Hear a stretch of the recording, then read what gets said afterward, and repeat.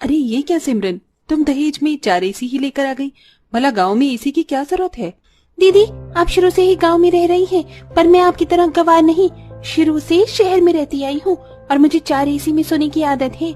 इसीलिए मैं अपने साथ दहेज में 4 एसी ही लेकर आई हूँ, क्योंकि दिवाकर ने मुझे पहले ही बता दिया था कि आप लोगों के पास एसी नहीं है। कोई बात नहीं बहू, हम समझ सकते हैं। मैं अभी दिवाकर को बोल देती हूँ एसी वाले से बात कर ले। इतना बोलकर आशा वहां से चली जाती और दिवाकर एसी वाले से बात कर लेता है। अगले ही दिन एसी वाला आकर सिमरन के कमरे में चारों एसी लगाकर चला जाता है। ऐसे ही कुछ दिन बीत जाते हैं और जहां सिमरन अपने कमरे में एसी की ठंडी हवा खा रही होती है, तो वहीं सुमन भी मौका मिलते ही खेत चली जाया करती। ऐसे ही एक दिन, माँ जी सिमरन, देखिए ना, आज का मौसम कितना अच्छा हो रहा है।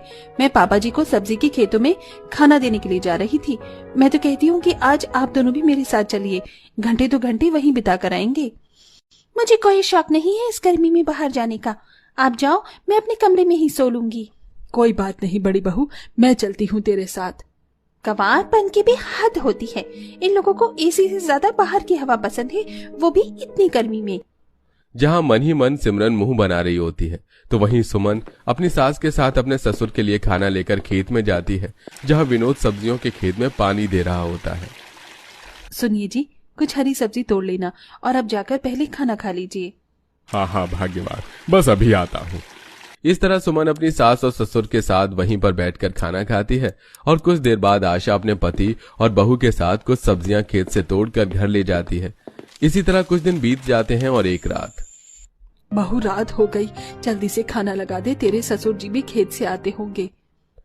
भाभी मेरा खाना कमरे में ही लगा देना, मैं तो एसी की हवा में बैठकर ही खाऊंगा। इतना बोलकर दिवाकर अपने कमरे में चला जाता है और सिमरन के साथ एसी में खाना खाता है।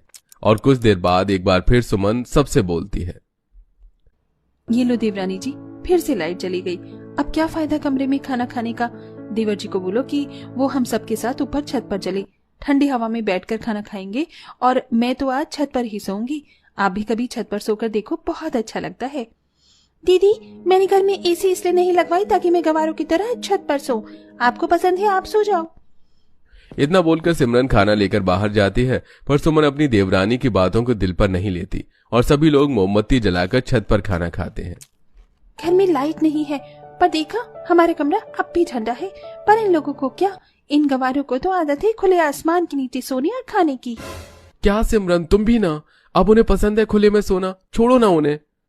दिवाकर की बातें सुन सिमरन मुंह बना लेती है। अब इसी तरह कुछ दिन बीत जाते हैं और एक शाम फिर से लाइट चली जाती है।